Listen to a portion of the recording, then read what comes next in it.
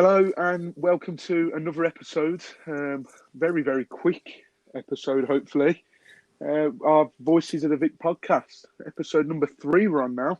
And we've decided to call sort of an emergency podcast. I don't know if you can call it that with the short turnaround of games. Obviously, I'm joined, as usual, by Ben Aiton. Ben, all Hello. things considered, how are you feeling right now? I feel like I've been better. Yeah, I think I'm laughing because if I don't laugh, I'll cry. But I know. All good my side. Bit deflated from the Watford result, but we'll talk about that in a sec. We will. In fact, we'll just get it over and done with. We're recording this literally straight after the Watford game, so unfortunately, it's fresh in our minds. If you don't know the score, Burnley 1, Watford 0. Jay Rodriguez on 73 minutes. And just before we go into that, the lineup, there was sort of place for optimism, Ben. You know, it was pretty much the same, other than Cleverley was in for Decore, and there was no Pereira. It was finally chance for Danny Welbeck to show what he's got. What were your thoughts straight away when you saw that team news? Obviously, because last week we were on about it happening and it didn't happen for whatever reason, and Pereira didn't have the best of games. So when you saw that Pereira was on the bench this time and it was Welbeck starting, you must have thought, positivity at last. I think it was every Watford fan's wish. I think everyone was calling for it. Everyone wanted Pereira to be dropped to the bench because his performance last week wasn't great. And then we all wanted Danny Welbeck to get a run in the side. And then, we was pleased to see him start today. I don't think he really took his chance. But he did all right in spells of the game, I thought. But also cleverly for Decore, you can see why Pearson's done that. It's squad rotation, isn't it? You're not going to play each week with 11 men. It's going to be a squad game now, isn't it? So he tried to freshen things up and put Cleverly in. That didn't really work for me. No, well, I was going to ask what your opinion was on that. So thank you for reading my mind on that one. But you, like you said, you can understand why he's made the change for, keeping the fresh squad fresh and, such a thick run of games in a small amount of time. So I can understand. And cleverly, he really didn't live up to his name. You hardly heard his name in the first half. And then I thought he was just giving away silly little fouls all first half. That's all he really did. Yeah. And, talking to the first half, Burnley, I'd say they started the better. Again, like last week, we just didn't seem to start very well. We seemed to come out of the tracks really slow, and it was frustrating to watch. Yeah, definitely. Also, just a quick one. Congratulations to Ben Foster for making his 150th appearance on that game. I don't think it's one he's going to remember. But that was the stat that came up during the first half of that. It was Foster's 150th Watford appearance. He couldn't mark it with a clean sheet at Turf Moor, but as we said in the last episode, Watford haven't been able to get a clean sheet at Turf Moor since, our first ever meeting back in 1971. Yeah. So, and to be honest, even he was a bit shaky at times. That first one in Exactly, the first half where Vids arguably should have done better. He looped it over the top, and luckily on the rebound, Dawson was there again. And I'd say that Dawson was probably our best player today. Dawson it was a toss-up between him and Troy, I think. I think he was the standout, really, Dawson again. I was glad to see that Pearson kept the back four. But within 10-15 minutes, I was thinking, why didn't Cathcart come in for Cabaselli? Because I thought Cabaselli was very shaky today. He got caught out 3 or 4 times at the back. And this has happened last week with Vardy. So I think it's maybe time for Cathcart to come into the side now. But Dawson was brilliant to get himself back onto the line and clear that off. Outstanding from Dawson. I thought he was an aerial threat for us today as well. It's a shame he couldn't really do much more with his headers. But he was a threat in both boxes. Yeah, absolutely. I think he's come under a lot of criticism this season, Craig Dawson. I've always sort of given him the benefit of the doubt and whatnot. But you can see that the aerial threat that he possesses is phenomenal. And let's not forget how long he was at a Burnley team that were known for scoring from the set pieces and defensively sound and Tony Pulis sort of style of football. So you can see where he gets it from. But yeah, a number of chances in the first half, wasn't really much to talk about. Vidra arguably should have put them 1-0 up, and then they should have scored the rebound as well. And then the second half, I don't know what Pearson said to him, but it worked. Obviously, with Decore coming on for Cleverley, that looked much better. He was pushing up more. We were winning a lot more in the middle. And then Cathcart coming on for Cavaselli, we looked a lot more reassuring at the back. And we just dominated proceedings, and arguably could have been 2-3-0 up at times.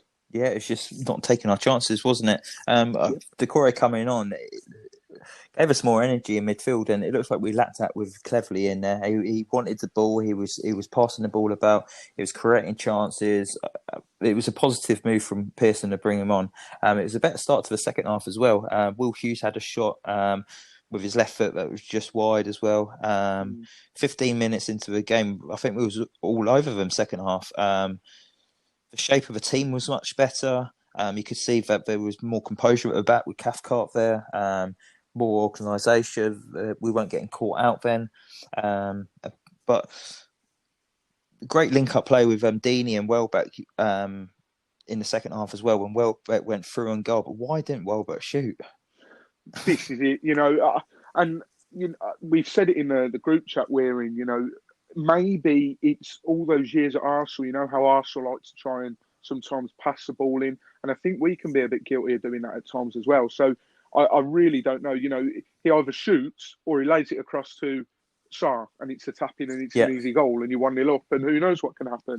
I think he was watching a Sheffield United game the other night when Martial tried to play it and Rashford put it wide. So maybe he had that in his head. Maybe he thought otherwise. But a player you mentioned there, Troy Deeney, I thought he was brilliant today. The one thing that frustrated me was we seemed to go with the long ball option and try and win it in the air a lot. Now, when you're playing a team like Burnley, I know in the last pod we touched on how many injuries and contract problems they've got, but their defence has been ever present. So the defence wasn't the problem. It was an attack that was more of a sort of a plus, if you like, going into the game. Yeah. So to try and win, aerial battles up against Ben Mee, Tarkowski, it almost seemed a bit stupid, but I think Troy was bang up for it again. And he was winning a lot, and especially in the second half, he was linking up with Decore. Yeah, he grew into the game. I thought he was a bit quiet, maybe 10, 15 minutes into the first half, but he definitely grew into the game and he got stronger, and it was surprising to see him come off as well. Deeney had that chance that was cleared off the line as well, and then it fell to Hughesy and he absolutely put his foot through it, but it went over the bar.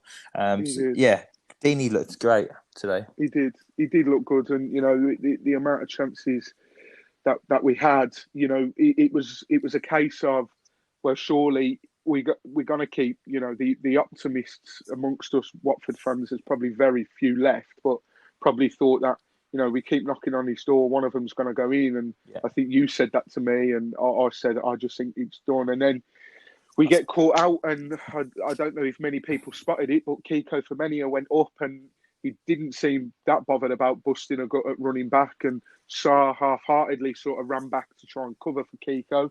And then McNeil crossed the ball and Jay Rodriguez headed it in. And, it was such a typical Burnley goal, and it was avoidable as well. And it knocks the wind out of your sails. It really does. And I'm absolutely fuming. Yeah. Looking back on it, it might be a bad time for us to have recorded because emotions are high. But at the same time, we have to be real now. We're in the thick of it now. That was a chance to go 4 points ahead of the chasing pack and start to look up other than down. So completely agree. It was completely against the run of the play. We had the ball. Had so many chances, just couldn't take them. Kiko was massively out of position for that and caught us 2v2 at the back. And it was a good finish from Rodriguez. Fair play to him. They shouldn't have got into that position. We should have been back and stopped that. That was just awful. Yeah. And then from then, you could tell that the players' confidence had taken a massive hit. It just, as soon as they scored that goal, he scored in the 73rd minute, so there was still a fair amount of time left. But you could just tell that took the stuffing out of us, didn't it? Absolutely, and Burnley as well. The frustrating thing, Burnley were looking absolutely knackered. Yeah, I messaged you at half time. I said this Burnley side looked like they did play on Monday night. It looked like we had more legs in us in the second half, and we came out. It looked that way, but I think fair the moment that goal went in from Burnley, I think the Watford players in their head was like, this is going to be tough now. Burnley are a tough old side. They're just going to sit back. They even took off Rodriguez and put on a defender, didn't they, towards the end, and just like pretty much stuck 5 or 6 at the back, which made it even tougher for us. Heads just dropped, didn't they? And then the substitutions were a bit questionable again today. Like the halftime substitutions were spot on, I think. I messaged you and called it and said that Cathcart needs to come on for Cavaselli, and you said about Decore for Cleverley. So I don't have a problem with that at all. But Andre Gray for Troy Deeney. Then with 5 minutes left. It's just. It's crazy, especially when you got like the likes of Pereira and Pedro on the bench. When you're 1-0 down, you need to go for this. I understand maybe bringing on Andre Gray for the likes of Welbeck, but you don't take off Troy Deeney. Not against a physical Burnley side, Yeah, it's very rare it's very seldom that you see Andre Gray go up to try and win those headers and really get stuck in. He's a sort of a player that you sort of spin the balls into, loop the balls round. Exactly. He's out of his depth trying to win it in the air. He needs the ball down the sides of the defenders that he can run onto. He's not going to win it up in the air against Ben Mee and that, is he? No. And a little part of me, as frustrating as it was, seeing Hughes come off and Gray coming on for Troy, a little part of me does think, obviously, I sort of have to sit back a moment and just be a bit neutral and think, well, hold on a minute. We haven't played for this long. And now we've played 2 games in X amount of days. Yeah. So maybe there is that little bit of sort of caution about it. Like you say, emotions are high. We've just recorded this like half an hour after the result. We probably would feel completely different about this tomorrow. And we'll be like, you can see why Deeney came off, Hughes came off. We got Southampton on Sunday. We need to. If we picked up any injuries on those key players, you'd be shooting yourself in the foot. So you can kind of understand it, but we would have preferred them to stay on the pitch right now. Absolutely. And talking of injuries, my heart was in my mouth when Sarr went down in that second half when he collided with Charlie Taylor. Yeah. I don't know whether... Well, he obviously was playing on it because he was all right in the end. But when the physios rushed over to him, I was like, please, no. Like we saw earlier in the season how pivotal, how much we missed him when we didn't have him for those few games. So, but luckily, touch wood, he's okay. But I think that's as much as we can say on the Burnley game itself.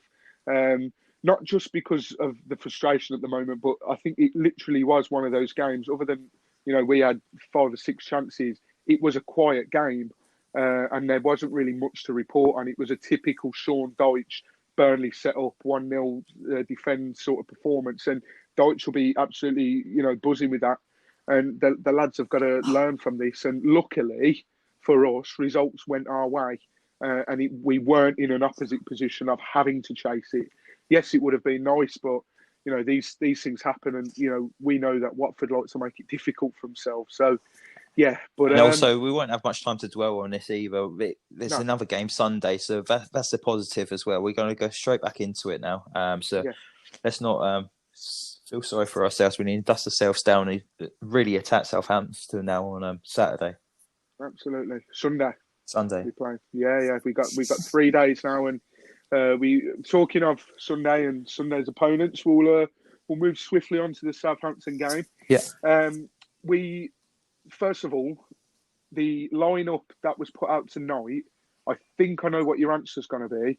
What would you tweak from the starting lineup, if anything? It would be Cavaselli out, Cathcart in. I'd carry on doing Welbeck instead of Pereira. So I would probably just do the one change. You'd not be tempted to maybe stick Passetto in, give him a shot at it, see what he's got, or do you think Welbeck has sort of warranted his place to sort of keep his Yeah, place. I liked what I saw with Welbeck. He did all right. He had some good early touches on the ball. His work rate as well. I think there was one point that I think there was a overplaced ball down the line for him, and he chased it into a corner, the corner of the Yes, pitch, and he actually won a corner out of it. So I actually liked his work rate as well. that was right at the end as well. Yeah. So Yeah. I would stick with Danny Welbeck. Yeah, well, I think I'd agree with that. Would you start the Corey over Cleverly as Oh well? Is that a Sorry, no-brainer, that one? yeah. Yeah, Decore in as well for yeah. Cleverly. I, That's a no-brainer. Yeah. I think it is a no-brainer. You know, Clevs is a brilliant player on his day and whatnot, but you could just see how different we were once the Corey had come on the pitch. And I think, especially against Southampton side, like the one they've got, I think that the Corey is a no-brainer as well. So they obviously played tonight as well. So there's no extra edge. Not that it meant anything tonight. You know, the fact that Burnley, we had 2 days recovery on Burnley and they still beat us. So it doesn't really mean anything, as you can tell. So Southampton lost 2-0 tonight. They are now without Stevens at the back Yeah, I after saw he got sent sent off. off last 5 minutes, didn't Yeah, so I'm not sure how much of a big difference that will make. But he? He's one of their main centre backs. But he is. I don't know Yeah. if they've got much depth in their defence, in their squad, but yeah, I think that's going to help. Yeah, and the fact that they've come off a defeat, obviously we've both come off a defeat, maybe it won't have affected Southampton as much as the defeat would have affected us because they're safe now because of their run over Christmas. Really, cemented their place in the Premier League. Yeah, we're 9 points behind them now, I can see. Yeah, it's such a big chance. I don't want to dwell on it too much, but we had such a big chance to really look at maybe catching Brighton and whatnot. Yeah, win tonight, and we could have really put pressure on the teams above us. Yeah, 100%, and who knows what could have happened. But this is Watford FC, and we do like to make things difficult. And hey, look, if we stay up at the end of the season, we can look back on this and just laugh and say we like to do it the hard way. So, and the lucky thing is, people below us keep dropping points as well. Yeah, exactly. So, we would have felt worse if teams like Villa and West Ham and Bournemouth, they all picked up results and we didn't as well. But results went our way yesterday. I know we haven't won tonight, but thankfully the teams around us lost as well. So yeah, massively. We have got that. We go again Sunday. Yeah, we're sort of in the driving seat a little bit. Now, obviously, a man that is no stranger to the Watford fans made his return for Southampton tonight. Shane Long, I believe he come on at half time. We all remember that he scored the fastest. It's still the fastest Premier League goal in Premier League history. 7.69 seconds when we drew with them last season. Andre Gray equalising in the last minute back when he used to chip in with a few goals here and there. Other than that, there's not an awful lot surrounding Southampton in terms of injuries, contract problems. They seem to be in quite a good place at the moment. Like I mentioned, they hit a good run of form around December time, so they've sort of eased those relegation fears a bit. And obviously, coming back from lockdown, they had that big win against Norwich as well. So, yeah, there is one other suspension. Obviously, we've mentioned Stevens after tonight. Musa Gineppo as well, who I vividly remember had half a decent game against us last season. And I'm glad he's suspended. He's a very good player. He is a very good player, and like I say, he sort of terrorised our defence last season from memory. Handball, wasn't it? Yes, it was. Yeah, VAR screwed us over once again. Yes, yeah. Well, I mean, they in their defence, they could say the same when Decore handled it to equalise at our place the other year. That was last season. No, that don't count. Yeah, that's true. So yeah, they haven't got anyone that was close to picking up suspensions tonight. Like, we've mentioned the red card. That was the only chance of them picking up any other suspensions. James Ward-Prowse was their highest booked player so far, and that's with 7. And I don't believe he picked up a yellow card tonight. Coming into the fixtures again, Southampton had picked up 6 points from the last 5 games. Those wins coming against Aston Villa and Norwich, and they'd won that 2-0 and 3-0 respectively. So again, they'd beaten teams, comfortably that were in a relegation fight. So that's a little bit worrying. But let's not forget that we've had a 3-month absence in between those. So obviously things aren't going to get picked up straight away and whatnot. So the thing that worries me is the form table. They are 6th in the away league table. So from 15 matches, they've picked up 23 points, as opposed to the home league table, which they actually sit bottom in, having picked up 14 points from 15 games. So it's evident that they like to play on their travels. And obviously, you've watched the football since its returned. We all know how they did against Norwich. Is there anyone, obviously there's an obvious answer here, but is there anyone that really sticks out in your mind that you perhaps think we need to be extra careful of, that poses a threat from Southampton's side? Well, the obvious one's Danny Ings. He's absolutely on fire. And if it weren't for lockdown and if the Euro 2020 was going on, he would have been called up into Southgate's England squad, no doubt about that. But the other two, it's James Ward-Prowse. Really like him. I remember when we was linked with him a few transfer windows ago. Yeah. And also Nathan Redmond. He always scores against Watford. He does. Well, Danny Ings is the top scorer for Southampton with 16. James Ward-Prowse, Stuart Armstrong and Nathan Redmond are all tied on 4. So there's quite a big gap there from Danny Ings. You know, if you can cut off sort of Danny Ings, I say that as if it's easy. But we saw it against Leicester. You cut off that sort of supply line to a player like Ings, like Vardy. And let's not forget, I think Ings is only 3 goals off Jamie Vardy. So Ings is going to want to, you know, get the golden boot this season because he's definitely up there and he's with a shout. And like you've mentioned, the Euros will be back next year, 2021, I think they've said. So he's going to want to, you know, fight for his a place in that Southgate squad. So I think if Craig Dawson and, like you say, Craig Dawson and maybe Cathcart as well, they've got a big job on their hands keeping him quiet. But moving forwards in terms of the head-to-head stats, unfortunately, it doesn't look very good like it didn't for the Burnley game for Watford. Southampton have only lost 1 in 13 games against Watford, and that game was at St Mary's Stadium. Do you remember who nearly was? I do. That's the first game of the season, wasn't it? I actually went to that game. Okay. It was Decore and Decore and Janmat. Janmat scored from outside the box. I think Decore did as well, to be fair. Decore did, yeah. Both goals were outside the box. I remember that game. It was in the middle, wasn't it? Like Chalobah and was it Capu in the middle or Decore in the middle? That was absolutely outstanding. And then Chalobah picked up an injury a couple of weeks later, and we really missed him after that. Yeah, was that the season as well that Holobas decided he'd start offering out fans, or was that the year before? I think that was the year before. Yeah. Because I don't think he'd do that if we... Well, mind you, you know what he's like, so who knows? So the last time that we beat Southampton at Vicarage Road, you have to cast your mind back to the Championship days on the 16th of September 2007 when we won 3-2. Danny Shitu, Darius Henderson with the 2 goals for us on the score sheet for Watford, and Nathan Dyer for them, and a familiar name for got the other Southampton goal, Gregor Raziak. Big Pole, yeah. I vividly remember his goal against Charlton. What a goal. Yeah, what a goal. And then you have to cast your mind back even further, I'm afraid, guys, to the Boxing Day in 2005 when we kept the clean sheet at home to Southampton. Darius Henderson again, he loved the goal against Southampton. Clark Carlisle and a Thomas Hadgetoe own goal. I think I pronounced that correctly. Who cares? And a certain Mr. Ben Foster was in goal for Watford that day. So hopefully we can echo those sort of performances as well. One thing is evident though, Ben. The last 10 meetings in all competitions, we've won 1. Southampton have won 4, and we've drawn 5. Going off that, it seems that a draw is quite a possible outcome. With the result tonight, do you think that a draw is okay, or do you think that's it now? We cannot take a draw. We have to win on Sunday.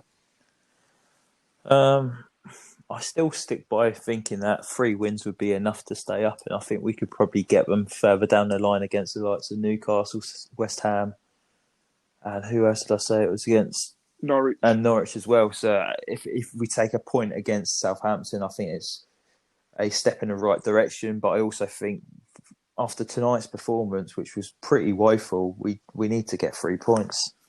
I think so. I think that's the only way that this club gets a boost. Yeah. We drew against Leicester. Yep, it was in the last minute. Brilliant. We'll take that. You know, the adrenaline was high.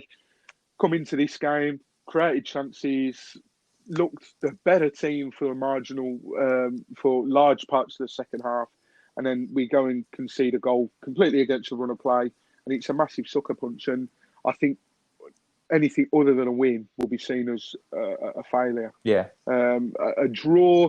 Yeah, the frustrating thing as well is you look at who the teams around us have got. Aston Villa, they play before us on the Saturday. They're the lunchtime kick-off against Wolves, who are on a good run of form at the moment. So you'd hope that Wolves would sort of do a favour there. I think, well, Norwich, they're pretty much down and out anyway, but they've got Arsenal away. Bournemouth are at home to Newcastle, and Newcastle are doing all right recently. You know, they're not doing great, but they're not doing poor either. And then West Ham have got Chelsea. So, you know, again, another favourable run of games for the teams. Yeah, I think in our favour. I think the only team that would possibly pick up something there is Bournemouth at home. So we really have to get something out of the Southampton game, because if we don't, Bournemouth could be above us by the end of, well, they're going to be above us Saturday, aren't we? And then we're going to be back in that relegations fight. Well, we're in the relegation fight now, but we'll be closer to relegation zone. Yeah. I think the thing that's frustrating for us Watford fans as well is the old cliche of, you know, we can't rely on other teams. But at the moment, we kind of we sort of have to. Yeah.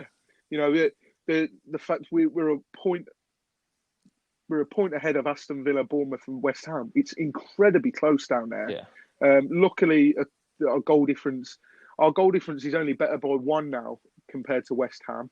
It's better by 3 compared to Bournemouth, and it's better than 5 compared to Aston Villa.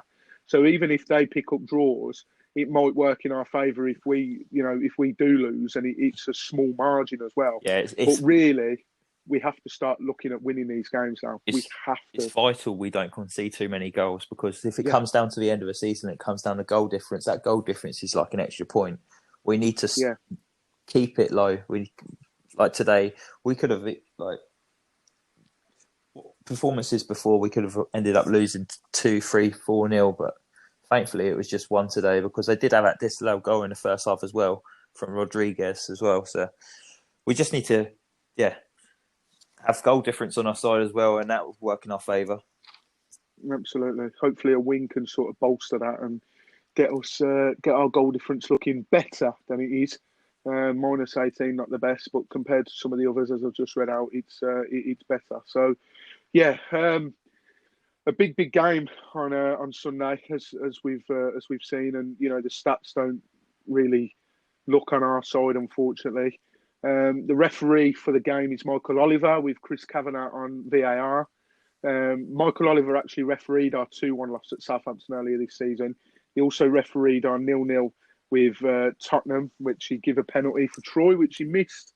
And then he also refereed our 3-0 win against Liverpool, which, off the back of some of these performances, is, you know, seeming further. I know it was further and further away, but it is seeming like a lifetime ago. And if only we can emulate those sort of performances coming into the next few games, because we have got some tricky games coming up. You know, we talk about teams around us, and we try not to use it as a cliche, but after Southampton, we got Chelsea away, and I'm just looking as well. Norwich have got Brighton that day. Bournemouth are at Man United, and then Aston Villa at Liverpool, and West Ham are at Newcastle. So, other than the some of those games are obviously going to work in our favour again, but I just got a funny feeling that West Ham might get something, and obviously we've got those big games coming up against the 3 that we've mentioned: Newcastle, Norwich, and West Ham, that we really need to pick up points in. But yeah, I think that's unfortunately that's as much as we've got on Southampton. They look like possibly the most steadiest Premier League club at the moment. There's not much going on in the camp. They're pretty much safe. They've got that suspension tonight, and then that other suspension from Gineppo. But other than that, there's not much to report on that. So I think this podcast was just more of an emergency sort of podcast. We thought we'd try it out. It's great that you guys are sticking with us. If you are, we appreciate that the timing might seem all over the place at the moment. But after this Sunday. I believe it goes back to Saturday, then Saturday games. So it's been a bit of a weird time and a bit of a weird timings to put podcasts out. So we do thank you very much for listening. We thank you if you've listened to episode 2 as well, which was the Burnley preview and the Leicester review. Don't forget as well, our first competition is live on our Twitter and Instagram. All you need to do is make sure you follow us, make sure you follow 6 Yards Out, tag a mate who loves Watford, and then put your Southampton score prediction in and pop in your first goal scorer as well. And you could be in with a chance of winning a very smart A4 framed, I believe it is, print of the Avico FA Cup final retro Watford top. If you want to know what it looks like, head over to the Twitter and Instagram where you can see and enter as well. But I think we've pretty much covered everything we need to cover. We obviously didn't want to go too much into depth because, you know, there would have been a lot of bleeping out for me to have done in the Burnley game. But yeah, a big game on the horizon Sunday, Ben, and hopefully when we pick up next week, it'll be off the back of 3 points. And I tell you what, it'll be a big 3 points because Southampton have looked good. Yeah, no, definitely. It's going to be a massive ask for us. And I think these games, we're really going to miss the roar of a rookery to get behind them and be that 12th man to try and push them over the line. But hopefully Pearson gives them a good old kick up the backside after today's performance, and that will do it for us. Certainly hope so. So, yeah, thank you very much for tuning in, guys. We appreciate it. It's a bit all over the shop at the moment with 2 podcasts released in the space of 2 days. But we really do appreciate your support. And we will speak to you after the Southampton game, where we'll have a little bit more of a breather and a bit more time to sort of talk through what happened, and then also preview the upcoming trip to Stamford Bridge on Saturday, the 4th of July, when the pubs are back open. So I know where I'll be watching that one. So no, I won't be really. I'll probably be at the seaside, actually, just thinking about it. But yeah, from me, Mike Duffy, and my co-host Ben Aiton, thanks very much for tuning in again. And hopefully next time it'll be 3 points. But from us, thank you very much and enjoy the rest of your week.